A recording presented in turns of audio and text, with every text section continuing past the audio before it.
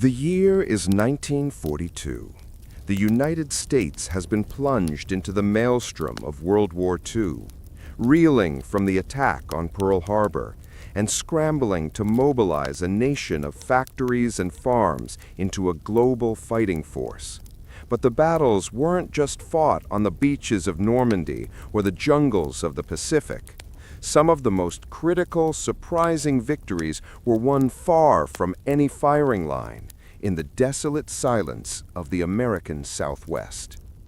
This is the story of a secret that the U.S. government kept classified for decades: the creation of a massive phantom army in the California desert, an army that, in a bizarre and remarkable twist of fate, ultimately helped save the lives of thousands of American soldiers overseas. Imagine a sprawling, sun-baked landscape near the small towns of Indio and Blythe, California. The temperature routinely soared past 115 degrees Fahrenheit, a blistering, unforgiving wilderness of sand, sagebrush, and silence. This was the location chosen by General George S. Patton, Jr., a man known for his aggression, his genius for armored warfare, and his profound belief in the absolute necessity of rigorous, brutal training. Patton was looking ahead, preparing for the day American troops would have to confront Hitler's formidable Afrika Korps in the arid, tank-friendly terrain of North Africa. He knew his men, trained in the soft, rolling hills of the U.S., were ill-equipped for the desert. They needed an enemy, and they needed a proving ground the size of a small country. In 1942, the U.S. Army established the Desert Training Center, later renamed the California-Arizona Maneuver Area, CAMA. It was a staggering undertaking, one that dwarfed the size of many European nations. The training area encompassed 18,000 square miles, larger than the states of Massachusetts, Connecticut, and New Hampshire combined, stretching across parts of California, Arizona, and Nevada. The DTC was in itself an unbelievable logistical miracle. Within months, an entire infrastructure of war was conjured from the desert dust. The camp eventually contained 12 divisional camps and 9 auxiliary airfields. It needed enough water to supply nearly 500,000 men.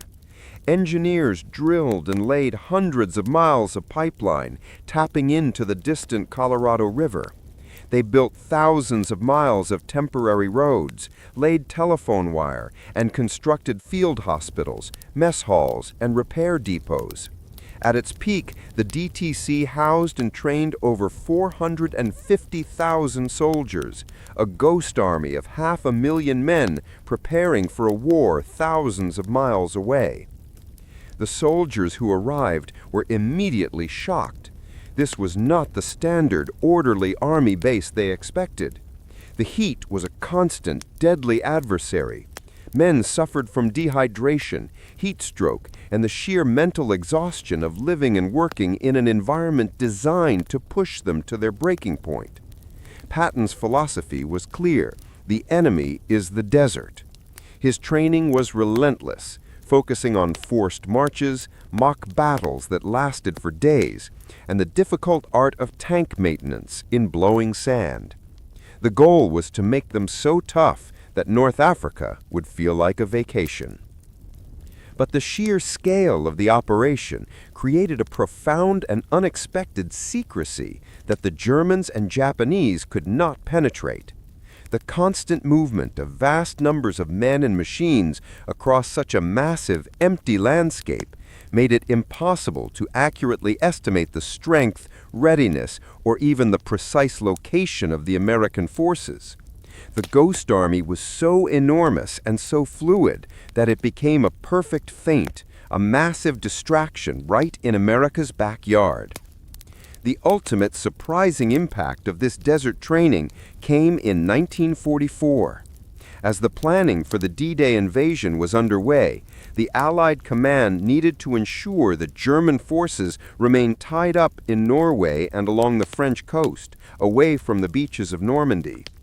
The key to this was Operation Fortitude, a massive deception campaign designed to convince the German High Command that the main invasion would land at Pas-de-Calais, not Normandy.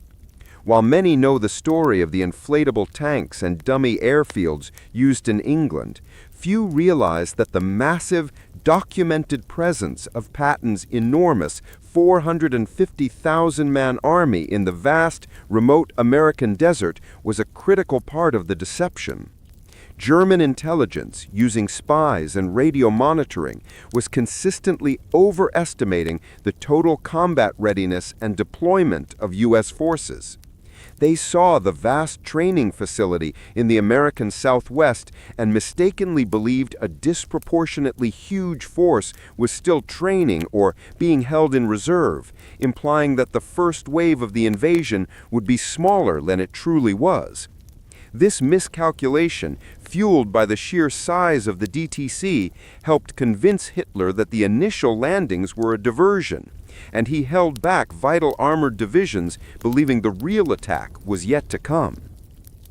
The men who trained in the blistering heat of the DTC went on to form the core of the U.S. armored and infantry divisions that landed in North Africa, Sicily, and Italy, and later smashed through the German lines in France. They were, without question, the toughest, most desert-ready troops the Allies possessed. They used the skills honed in the American Southwest to win the critical first battles of the Desert War, battles that turned the tide against the vaunted Afrika Korps. When the war finally ended, the California-Arizona maneuver area was dismantled almost as quickly as it was built. The pipelines were pulled up, the roads faded back into the sand, and the 500,000 ghosts vanished. Today, all that remains of this massive historical footnote are scattered concrete foundations, fading tank tracks, and the occasional rusted piece of equipment half buried in the sand.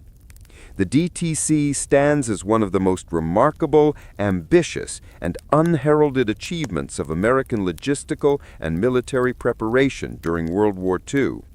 It was a silent, sprawling, secret weapon, a phantom army whose mere existence and the brutal training it enforced saved countless American lives and helped ensure the success of the most critical invasion in history. The desert was their enemy, but it became their greatest teacher, forging the soldiers who would win the war.